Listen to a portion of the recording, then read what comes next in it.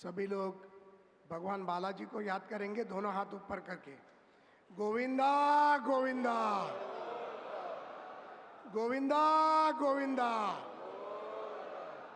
जय श्री राम, जय जय श्री राम। आज छत्रपति शिवाजी महाराज की जयंती है, तो शिवाजी महाराज को भी याद करेंगे। बोला छत्रपति शिवाजी महाराज की जय जय जय जय जय भवानी, जय जय जय जय जय शिवाजी। आज के इस ITCX2 के कार्यक्रम में उपस्थित ना ही सिर्फ आंध्र प्रदेश के बल्कि भारत का आने वाला खंबीर युवा नेतृत्व, हमारे मित्र minister for information technology, electronics and communication, human resources and RTG for the Andhra Pradesh, Shri Nara Lokesh जी, सब तालियां बजाएंगे।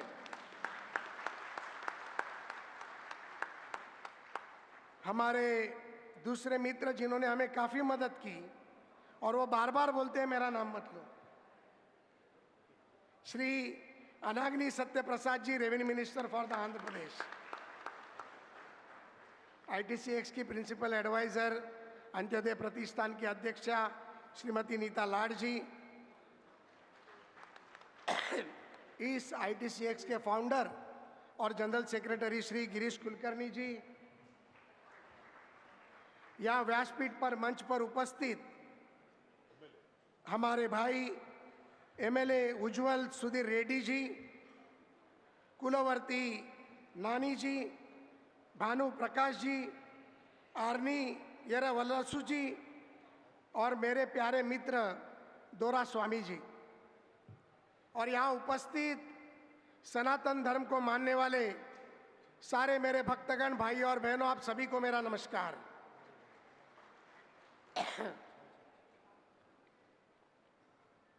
आपका सभी का स्नेह से स्वागत करते हुए इस मंदिर मैनेजमेंट के इस समाप्ति के अवसर पर ITCX2 में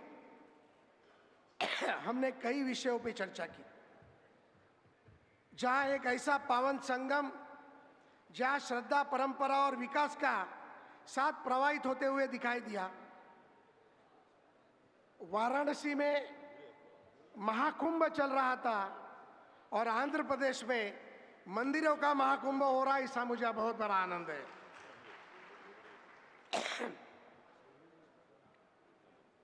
इस कार्यक्रम के शुरुआत में परम पूज्य सरसंघ चालक मोहन भागवत जी ने ध्वनि फीत के माध्यम से हमें आशीर्वाद दिया।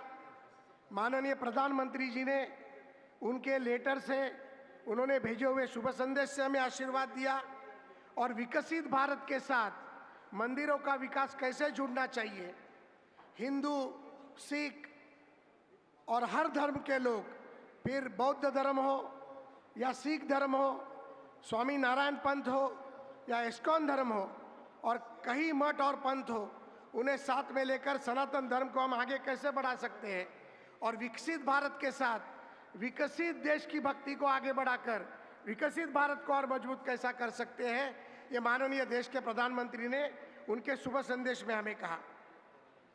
माननीय प्रधानमंत्री हमेशा कहते हैं कि वसुदैव कुटुंबकम, इस वसुदैव कुटुंबकम के ये दो शब्दों में ही हमारे पूरे देश की एकता और अखंडता आबादित है। आज माननीय प्रधानमंत्री के नेतृत्व में भारत सिर्फ देश में ही मजबूत नहीं है, तो पूरे दुनिया का शक्तिशाली देश अगर कोई बना है तो मोदी जी के नेतृत्व में भारत बना है, इसका हमें बहुत बड़ा फख्र है। इस कार्यक्रम में लोकेश जी, मैं बहुत ही गर्व से उस दिन कहा कि इस मंच पर देश के बहुत ही कद्दावर नेता, NDA के नेता, आंध्र प्रदेश के मुख्यमंत्री, जिनका इतिहास अगर हम बात करें तो एक अलग इतिहास की पुस्तक हो सकती है, जो हमारे नेता मुख्यमंत्री चंद्रबाबू नायडू जी इस व्यासपीठ पर उपस्थित थे। महाराष्ट्र के इतिहास में जिन्होंने इतिहास लिखा और महाराष्ट्र के इतिहास में जिन्होंने 3 बार मुख्यमंत्री बनने का जिनको हक मिला, वो जिनको चंद्रबाबू जी ने भी आशीर्वाद दिया मित्र कर कहे, वो हमारे देवेंद्र जी भी यहाँ पर उपस्थित थे। और गोवा के मुख्यमंत्री सम्माननीय प्रमोद सावंत जी भी थे। एक मंच पर धर्म के कार्यक्रम में 3 राज्य के मुख्यमंत्री आते हैं, जिसे माननीय प्रधानमंत्री का आशीर्वाद मिलता है। ऐसा कार्यक्रम न भूतो न भविष्य तो हो सकता है। मैं चंद्रबाबू जी के बारे में कुछ चीजें कहूंगा। मैं माननीय प्रमोद जी के साथ कई बार उनसे मुझे मिलने का समय मिला था।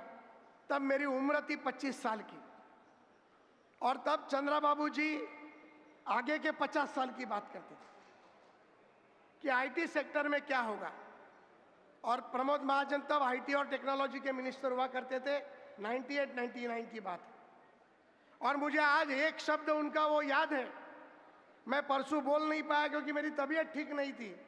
आज लोकेश को देखते ही मेरी आवाज बाहर निकल आई। तब चंद्रबाबू जी कहते थे कि टेक्नोलॉजी इतनी आगे बढ़ेगी कि आदमी को भी टेक्नोलॉजी चलाएगी और एग्रीकल्चर भी टेक्नोलॉजी से चलेगा, जो आज हम देख रहे हैं। किसान हो, खेती हो, आर्टिफिशियल इंटेलिजेंस हो, ये हर कोई आज एक टेक्नोलॉजी के माध्यम से कर रहा है। और वही चंद्रबाबू जी के सपने को आगे बढ़ाने का काम आंध्र प्रदेश में ही नहीं तो पूरे देश में हमारे नेता लोकेश जी करेंगे, इसका मुझे पूरा विश्वास है। हम मंदिर व्यवस्था को आईटी की व्यवस्था से जुड़ना चाहते हैं। मंदिर व्यवस्था को एडमिनिस्ट्रेशन की व्यवस्था से जुड़ाना चाहते हैं। मंदिर की व्यवस्था को technology, social cause, C2C, social cause के माध्यम से मेडिकल एक्टिविटी हो, एजुकेशनल एक्टिविटी हो, बड़े मंदिर छोटे मंदिरों को मदद करे, धर्म का प्रसार करे। धर्म के प्रसार को जितनी अच्छी तरीके से लोगों के बीच में हम पहुंचा पाए, इस अनेक विषयों के ऊपर हमें प्रयत्न करना होगा। इस टेम्पल कन्वेंशन में लोकेश जी हमने कई चीजों के ऊपर बातें की। अटूट निष्ठा, सनातन धर्म के प्रति इतिहास की पहल, ये मेजबानी का उनका नेतृत्व और हमारी परंपराओं के प्रति समर्पण का प्रयाण देती है। ये आज लोग बैठे हुए, ये इनका समर्पण अपने लिए दिखाई देता है कि ये लोग हमारे लिए समर्पित है। और मैं आपको भी काफ़ी बातें करनी है, मैं इस बारे में और ज़्यादा बात नहीं करूँगा, लेकिन मैं विशेष धन्यवाद इस आंध्र प्रदेश में हमने ये जब काम शुरू किया और तिरुपति तिरुमलाई के देवस्थान में आशा कन्वेंशन सेंटर में ये कार्यक्रम करने के लिए हमने जब कोशिश की, तो हमने हमारे प्यारे मित्र दोराई स्वामी जी को कहा कि आप तक पहुंचना है। और मैं उनका विशेष रूप से धन्यवाद दूंगा कि उन्होंने मुझे बहुत ही अच्छी तरीके से यहाँ पर मदद की। दूसरा धन्यवाद फिर से एक बार मैं श्री सत्यप्रसाद जी से दूंगा कि उन्होंने तहे दिल से इस कार्यक्रम को यशस्वी करने में हमारी मदद की। साथ ही साथ यहाँ पर बैठे हुए कलेक्टर साहब हैं, यहाँ की म्यूनिसिपल कॉरपोरेशन की कमिश्नर मैडम थी, पुलिस प्रशासन था, 3 मुख्यमंत्री के आने के बाद उनके ऊपर पड़ा हुआ दर्पण और पुलिस की व्यवस्था, ये सारी चीज़ें हमारे लिए बहुत ही तकलीफ देने वाले लोगों को थी। लेकिन उसके बावजूद भी जो प्रशासन ने हमारे लिए काम किया, मैं प्रशासन का तहे दिल से अभिनंदन करता हूं और आभार मानता हूं। और टीटीडी के व्यवस्थापन का भी मैं तहे दिल से आभार मानना चाहता हूं। माननीय मुख्यमंत्री जी के आदेश के बाद लगभग 3000 से भी हिंदुस्तान और हिंदुस्तान से बाहर आए हुए लोगों को दर्शन देने का काम टीटीडी के माध्यम से किया गया। इसलिए टीटीडी के प्रमुख और सारी व्यवस्था का भी मन से तहे दिल से मैं स्वागत करता हूं। यहाँ आए हुए सारी मीडिया का, प्रेस का, सभी का मैं बहुत तहे दिल से स्वागत करते हुए इस ITCX के लिए जो ताकत हमें सभी ने दी, आंध्र प्रदेश सरकार ने दी, सारे MLAs ने दी, हमारे नानू जी ने हमें जो सहकार्य किया, आज सभी का मैं बहुत तहे दिल से अभिनंदन करता हूं, आभार करता हूं। और मेरे वाणी को विराम देके आपको सभी को शुभकामनाएं देते हुए 2027 में फिर से एक बार मिलेंगे ये कहता हूं। उसके पहले लोकेश जी आपके सामने एक बड़ी घोषणा करने में जा रहा हूं जिसमें आपका सहकार्य हमें लगेगा। हमने अंतर्राष्ट्रीय और राष्ट्रीय मंदिर फेडरेशन की स्थापना करने की सोच ली। जिस अंतर्राष्ट्रीय और राष्ट्रीय मंदिर की स्थापनाओं के लिए जो जो कागज पत्रों की जरूरत पड़ती है उसके बारे में, इंटरनेशनल लॉज के बारे में, नेशनल लॉज के बारे में, सुप्रीम कोर्ट के कई जजों के माध्यम से, कई एक्सपर्टीज के माध्यम से, कई राज्य के मुख्यमंत्रियों के माध्यम से और जरूरत पड़ी तो माननीय पंतप्रधान जी के कार्यालय से भी हम संपर्क करेंगे। और इस इंटरनेशनल टेम्पल फेडरेशन को आज मैं लोकेश जी के उपस्थिति में यहाँ पर अनाउंस कर डिक्लेयर करता हूँ।